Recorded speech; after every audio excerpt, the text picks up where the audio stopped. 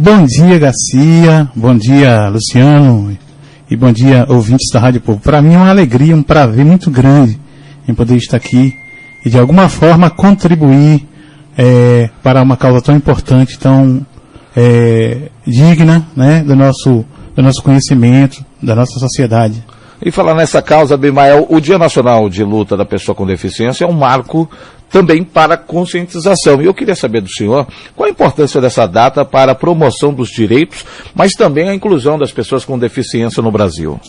Esse dia ele começou a ser celebrado em 82, mas nos anos 90 para cá houve maior ênfase, porque as pessoas começaram a se conscientizar. É muito importante que a sociedade conheça os direitos, mas não só os direitos, mas que elas possam também ser conscientes que a pessoa com deficiência, elas precisam de dignidade, respeito e oportunidade. Pena não faz parte desse kit que a gente passou aqui. A pessoa com deficiência, ela precisa de acessibilidade, ela precisa de inclusão no mercado de trabalho, ela precisa principalmente de educação e cidadania e respeito da população. A população precisa conhecer os valores da pessoa com deficiência. Abimael, me corrija se eu estiver errado, a gente pode fazer aqui um paralelo sobre avanços, mas também há desafios, como você até apontou aqui. Ao longo dos anos, tivemos avanços, claro, significativos em políticas públicas para pessoas com deficiência, como a Lei Brasileira de Inclusão. Agora, assim, quais são os principais desafios que ainda precisam ser enfrentados, por exemplo, em Ubatã ou regionalmente, se o senhor quiser pontuar? Bom, assim, em Ubatã no Brasil, há avanço na questão da inclusão, né, dos programas que o governo federal tem lançado, na conscientização, mas há muita coisa que precisa melhorar. Nós temos um grande problema, um grande desafio para nosso município, principalmente, é a questão da acessibilidade. Nós temos poucas rampas, nós temos poucos piso direcional, né, que são aquele piso. E quando a gente tem aquele piso, a gente tem muitas vezes instalado de forma inadequada. Eu fiz uma visita no sábado a alguns lugares aqui da cidade. Então aquele piso, por exemplo, ele tem o piso alerta que vai dizer para você que tem um obstáculo. Então a pessoa com deficiência visual, ele anda geralmente de bengala. Então ele vai a bengala, ela direciona ele, por exemplo, em descidas, né, em calçadas, mas, por exemplo, em postes, em lixeiras, essas coisas, ela não dá o direcionamento. Então, o piso ele vai indicar que tem um obstáculo. E aí, muitas vezes colocado de forma errada. E o direcional vai te direcionar para o lugar, ou seja, que você vai caminhar em direção ao alvo que você vai. E nós temos ali, por exemplo, próximo ali no Campo do Aterro, ali próximo ao colégio, por exemplo, um piso, que ele é um piso direcional, mas em frente tem um poste. E como é que a pessoa vai, né? Certamente que ele estiver andando, ele vai se chocar. Então, assim, há muita falta de informação. E é importante que as pessoas conheçam, né? Na internet hoje você tem toda a facilidade de conhecimento sobre essa questão da acessibilidade, e quando as pessoas instalarem esses equipamentos, esses pisos, eles possam ser instalados de forma adequada para que a gente possa ter na nossa cidade uma acessibilidade melhor. E nós precisamos, sim. Outro problema que a gente tem aqui na nossa cidade é a questão, por exemplo, os comércios. Muitos comércios colocam lá as maquininhas e colocam as maquininhas digitais. Então, geralmente, você é obrigado a passar a sua senha para o lojista ou para alguém digitar, porque você não tem a maquininha em tecla. E as maquininhas digitais ainda não têm som. Então, tudo isso faz parte de uma conscientização. Os nossos empresários precisam se conscientizar, nós temos também outros problemas que nós vamos falar daqui a pouquinho em relação à questão da inclusão, da educação inclusiva também. Perfeito.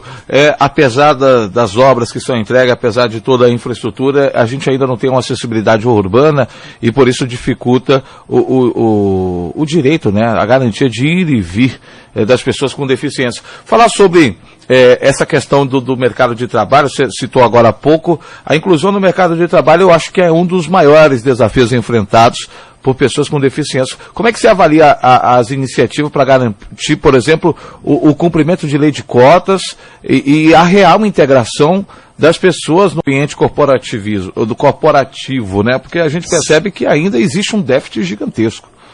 Hoje, na nossa cidade, essa lei não é cumprida. Primeiro que a gente não tem ainda, para que você possa levar as pessoas para o mercado de trabalho, elas precisam ser qualificadas.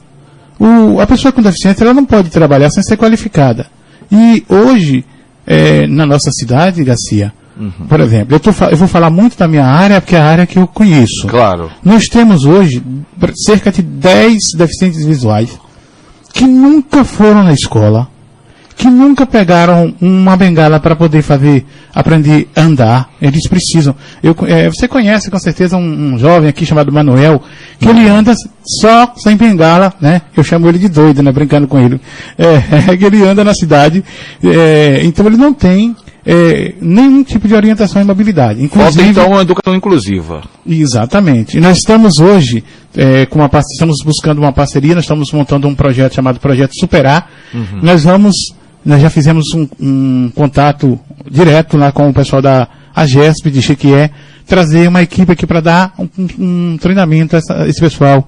Mas a gestão pública, né, os gestores públicos precisam ter essa visão de que essas pessoas precisam de estar na escola. Mas eles não procuram, não é eles que vão procurar. Na verdade, o CRAS, todos os movimentos sociais devem lá ter no seu cadastro as pessoas com deficiência. Então eles precisam. E Piauí foi assim, eles procuraram as pessoas, lutaram, buscaram as pessoas, levaram essas pessoas para a escola, e hoje em Piauí já tem um centro de capacitação pedagógica do estado da Bahia. Então a nossa cidade ela precisa avançar muito, né? E nós temos que caminhar para isso. E eu espero que a sociedade também contribua, cobrando dos gestores, cobrando do Ministério, levando as audiências para o Ministério Público, para que a gente possa ver uma melhoria. Que o Ubatã possa sair desse estado e que possa ter uma referência de acessibilidade e dignidade com pessoas com deficiência. E eu vou voltar agora com a Abimael Bulhões. Claro que nós estávamos discutindo aqui sobre o Dia Nacional de Luta da Pessoa com Deficiência. A Abimael, uma das principais, se não for a principal voz na defesa dos direitos das pessoas com deficiência. Claro que existe outras entidades. E a gente queria falar sobre, a gente falou um pouco sobre educação inclusiva, a inclusão no mercado de trabalho, avanços e desafios. Porém, eu acredito, Abimael, não sei se ainda é muito forte, mas sempre que eu converso com as pessoas com deficiência, existe aquela questão relacionada ao preconceito ou a estigmas, né? Mesmo com os avanços das leis, ainda existe o preconceito, ainda é uma barreira. Quais as ações ou campanhas que você acha que seriam fundamentais para promover uma mudança real na forma como a sociedade se comporta, né, com a pessoa com deficiência? Ou não, esse preconceito, essa barreira já caiu há muito tempo, Abimael? Não caiu, Garcia. Infelizmente, ainda não caiu. A ferramenta importante para a diminuição do preconceito, do capacitismo, é conscientização. As pessoas se conscientizarem de que pessoas com deficiência, elas não têm, muitas vezes não têm doença. Eu já ouvi pessoas dizer, meu filho é doente. Eu tenho o quê? Ele é surdo. Meu filho é doente. Uma vez eu encontrei uma moça, e o pai dela diz, minha filha é doente. Essa menina, ela tinha tanta,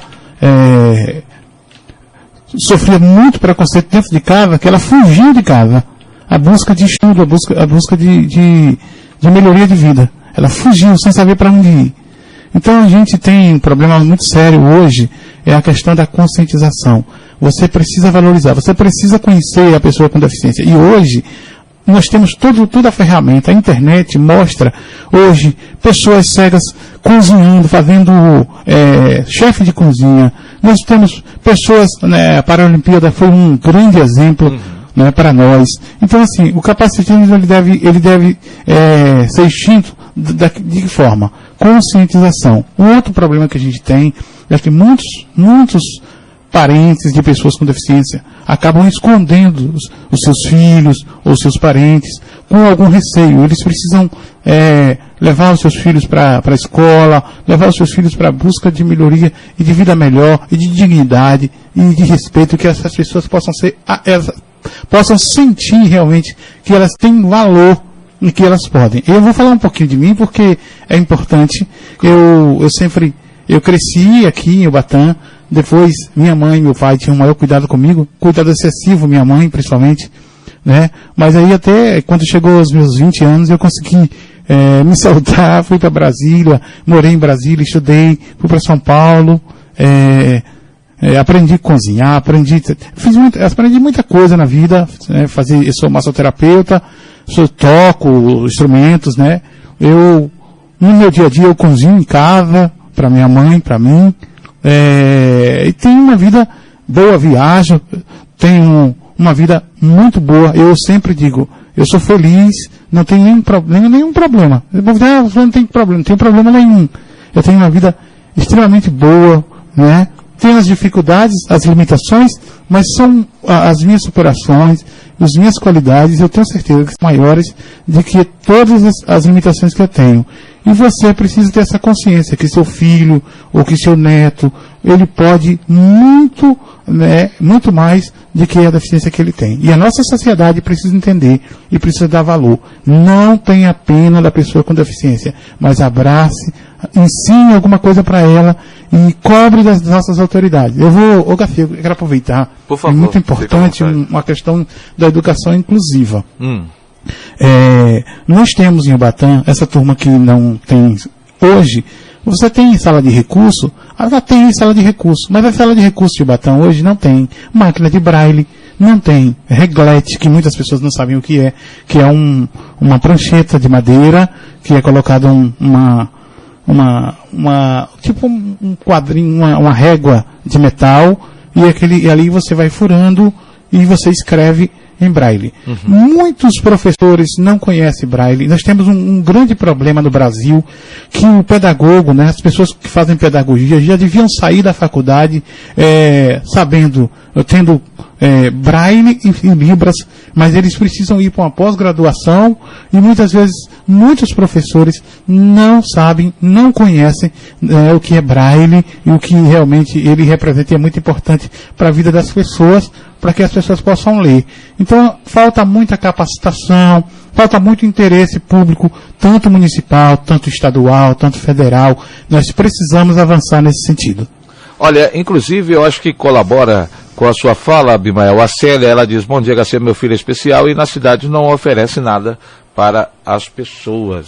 E aí eu queria saber um pouco sobre esse tema que a Célia abordou por aqui, Abimael. A gente fala sobre a presença das pessoas com deficiência em cargos de liderança, seja numa chefia de uma grande empresa de iniciativa privada, ou até mesmo a liderança na política. A gente percebe que esse tipo de liderança é muito limitada. Como é que a gente pode aumentar a representatividade para que suas vozes sejam ouvidas nas decisões mais importantes? Porque tudo perpassa por uma política pública. A gente não está falando aqui de politicagem, essa que é praticada nas vésperas das eleições em 3 meses. Estamos falando de políticas públicas como no parlamento brasileiro, ou a nível municipal, no cargo de governadoria, no cargo de presidente, senador, ou até mesmo como prefeito, porque querendo ou não, se esses que estão não têm a sensibilidade, as vozes de você, ou com sindicatos, ou até mesmo algum órgão que possa representar como associações, para que a sua voz, a voz de muitos outros, a pluralidade seja ouvida, né?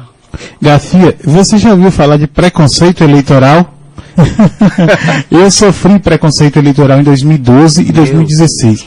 Em 2012, eu fui candidato a vereador aqui na nossa cidade e nós não tínhamos dinheiro para a campanha, nós fizemos uma campanha e essa campanha foi feita, eu não sei se você já estava aqui, nós usamos um bonecão, aquele bonecão tipo de Olinda, né?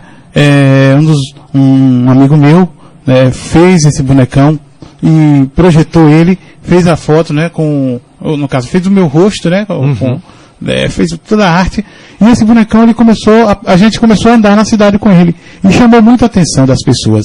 E o que aconteceu?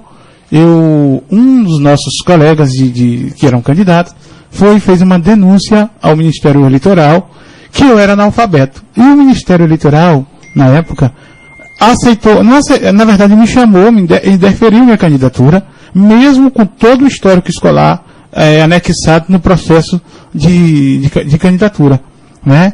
E aí eu tive que passar por esse constrangimento, claro que fui deferido novamente, mas tive que passar. E em 2016, colegas, quando a gente estava na campanha, ia na casa das pessoas e disse, olha, se a pessoa que enxerga, ela já não faz nada, imagine quem não enxerga. Quer dizer, o discurso deles é totalmente preconceituoso. Então, a nossa população, a gente tem um grande problema por que a gente tem um problema de eleger pessoas com deficiência?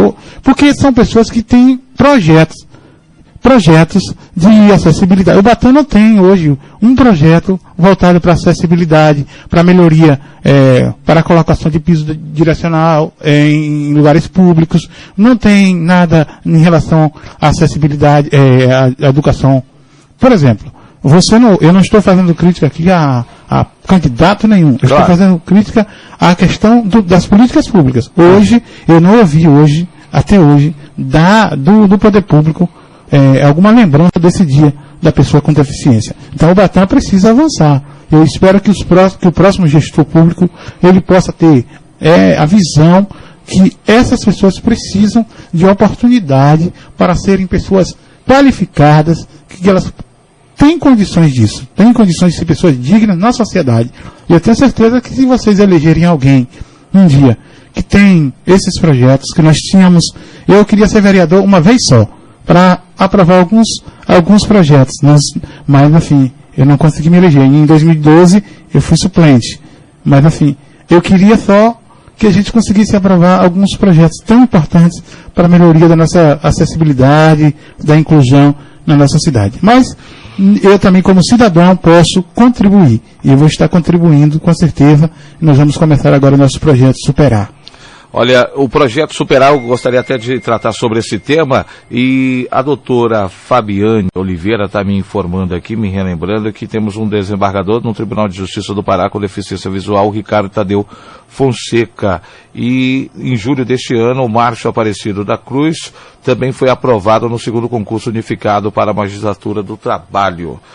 Apesar de ser bons exemplos, ainda é ínfimo, né, o número, quando a gente percebe na participação efetiva em cargos com tamanha relevância. Gente, eu estou entrevistando o Abimael Bulhões. A pauta, é claro, esse Dia Nacional de Luta da Pessoa com Deficiência. A gente está entendendo as barreiras, os desafios, os avanços e, claro, projetando um futuro muito melhor, fazer um debate que possa agregar valor a você que está do outro lado. E, claro, essas informações chegam no oferecimento do Tiogenal, que é a vitamina do trabalhador brasileiro, que é possível.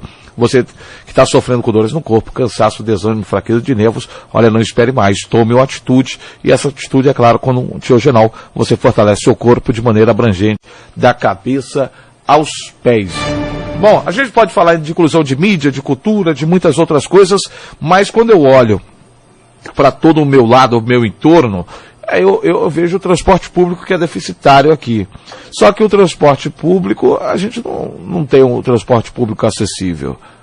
Então, assim, é fundamental também para a mobilidade das pessoas com deficiência, algumas garantias que faltam também, né, Abimael? Com certeza. Cara, como você diz, o direito de vir está na nossa Constituição.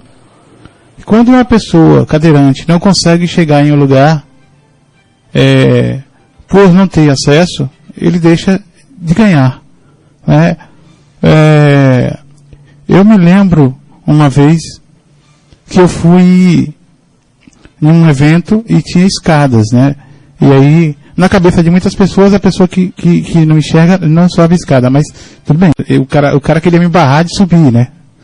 Eu tive que dizer para ele, cara, eu tenho perna para subir, mas tem outras pessoas que não têm condições de subir por causa da cadeira. Então, assim, precisamos de rampas, precisamos de mais acessibilidade, precisamos o Ubatã precisa urgentemente na verdade, começar um conselho municipal da pessoa com deficiência. Uhum. O Ubatã precisa urgentemente de programas. O Ubatã precisa de ter na pasta pública alguém representando a questão da inclusão, a questão da acessibilidade, para que eles possam direcionar as pessoas que trabalham nas áreas de educação, nas áreas de obras e outras áreas, a desenvolverem programas reais para que a nossa população de Ubatã tenha uma acessibilidade e tenha o direito de ir e vir e participar de qualquer evento.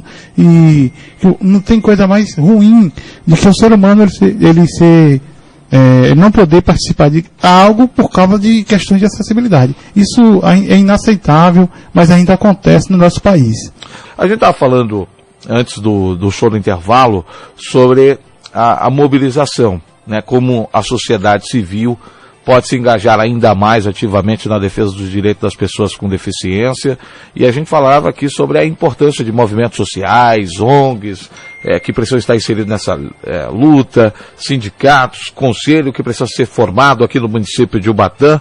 E aí o senhor me trouxe, Abimael, algo que já está nascendo aí, o projeto embrionário sobre um projeto Superar. E aí eu até falava antes do show no intervalo, se o senhor poderia nos dar maiores detalhes e informações do que seria o projeto Superar.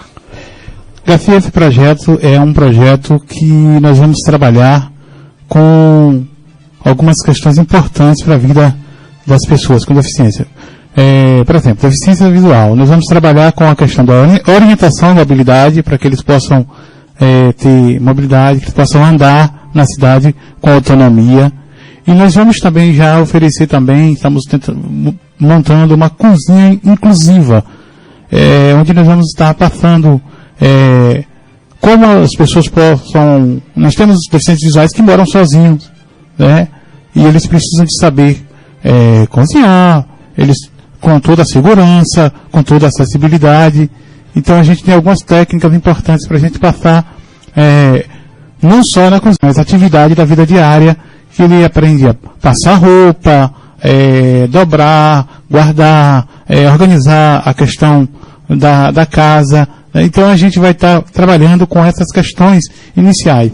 E nós vamos precisar tanto da questão do poder público, como da questão das pessoas que possam nos ajudar também no setor privado. Nós vamos precisar de alguns equipamentos de cozinha, batedeira, processadores e outras coisas. Então já deixamos à disposição dos nossos empresários, nossos amigos que quiserem participar. Nós teremos o maior prazer em poder contar com vocês nesse momento, que vocês não vão estar, eu tenho certeza que a palavra é dignidade. Vocês vão fazer com que alguém tenha mais dignidade, autonomia e que eles possam mostrar suas habilidades e possam também ter uma vida diária melhor, com qualidade, e eles mesmos fazendo. Porque eu tenho o maior prazer quando eu vou lá na cozinha e faço um arroz, faço um macarrão, faço um feijão. Às vezes eu mando para os meus amigos, né? Aquele feijão lá com carne, com linguiça, eu faço meu feijão do jeito que eu gosto, a minha costela do jeito que eu gosto, com bastante tempero. E a gente pode passar isso para outras pessoas que talvez hoje não tenham essa oportunidade. E não só isso, a gente vai inovar com outros, vai vindo outros projetos, e a gente quer que daqui a um tempo isso possa crescer, a gente possa produzir isso para muitas pessoas e que as pessoas possam estar desenvolvendo suas habilidades. Bom, Abimael, claro que antes de finalizar, deixar espaço para suas considerações finais ou algo que o senhor queira acrescentar, a gente poderia falar sobre tecnologia e inclusão digital, a gente pode abrir um espaço num outro momento para falar sobre isso, a gente fala sobre legislação a favor da pessoa com deficiência, atenção parlamento local, verificar, falar sobre esporte, lazer, apoio psicológico, saúde, enfim, teríamos vários temas, a gente tentou aqui fazer em síntese quais são os principais desafios e avanços também, mas eu queria entrar num outro ambiente, que era um ambiente familiar, porque existem desafios internos. Quais são as principais dificuldades que as famílias de pessoas com deficiência enfrentam no dia a dia, como que elas podem ser melhor apoiadas pela sociedade, pelo governo, e se existe também algum tipo de preconceito interno ali dentro desse ciclo familiar, Abimael? A gente vai resumir dizendo o seguinte: não deixe o seu filho, ou seu neto, ou seu sobrinho, ou seu parente isolado. Faça com que ele se sinta digno. Ele não, muitas vezes, ele é travado pela própria família. Então, procure formas que ele possa se desenvolver. Já ensinando em casa, não deixando ele isolado, procurando fazer com que ele tenha atividades, mostrando que você ama, que você não tem nenhum tipo de preconceito, porque existe alguns casos de preconceito, existe outros de falta de informação, ou até um pouco de receio das pessoas. É preciso que a gente quebre esse tabu. Procure pessoas que são ligadas. Do exemplo, se você tem uma deficiência visual, um filho em casa, baixa visão, está tendo dificuldade, pode nos procurar. Nós iremos, com o maior prazer, fazer com que essa pessoa chegue nos lugares que eles precisam chegar, em relação à educação, em relação à inclusão social. E as famílias possam ter essa consciência, que a dignidade, o respeito, o amor faz parte da vida de uma pessoa. E a pessoa com deficiência, ela é muito mais do que muitas pessoas acham. Um dia desse eu estava andando aqui na cidade, e uma moça andando, né? Ela não é daqui, mas os pais dela, ela estava andando, né, sozinha, de bengala, e um camarada passou e falou assim: essa moça está aí, atrapalhando aí para lá e para cá. Quer dizer, um cidadão desse, ele realmente está totalmente enganado, totalmente desinformado, totalmente, na verdade, sem amor no coração, porque se ele pensar e ele dizer, olha, uma pessoa que não está enxergando, ela está andando, indo para lá e para cá, é motivo de alegria, né, para ver que uma pessoa, ela pode ter dignidade e pode andar e pode ir para onde ela quiser. Olha, eu agradeço muito a sua participação conosco, agregou muito valor aqui. Claro que nós vamos ter o senhor aqui em um outro dado momento. Para encerrar, qual é a mensagem que você gostaria de deixar para as pessoas com deficiência, para a sociedade em geral, os atores políticos, se quiser, nessa, inclusive, luta, nesse Dia Nacional de Luta, que, claro, o dia 21 de setembro, é o dia da mobilização. Mas a luta, ela precisa ser eficaz todos os dias e a gente precisa dar a devida visibilidade para essas ações. Abimael, muito obrigado por atender o nosso convite, estar aqui conosco, debatendo de uma forma que agregue valor e de tão séria. E sua mensagem para a população. Garcia, muito obrigado pela oportunidade, eu fico muito honrado, né? Agradeço as pessoas que estão me ouvindo também, e quero dizer a vocês, que coloquem no coração de vocês, cada dia, deficiência não é doença, não é que essas pessoas, elas são coitadas, elas são pessoas que têm dignidade, que precisam de dignidade, de respeito, de amor e de espaço e oportunidade para elas desenvolverem as suas habilidades. E quero dizer ao Dr. Roberto Paz que eu fico muito feliz em poder saber que ele vai contribuir e deixando o espaço da Rádio Povo para que a gente possa fazer essa importante, lutar por essa importante causa, né? Agradecer a Garcia aqui pela oportunidade. E depois das eleições, quando passar esse furacão, a gente volta aí para tratar do projeto Superar, que nós vamos começar, se Deus quiser, a partir de outubro. Muito obrigado. Eu só queria deixar um abraço para uma pessoa muito querida que está me ouvindo lá em Fortaleza. Mari, um abraço para você e um abraço para todos que estão me ouvindo.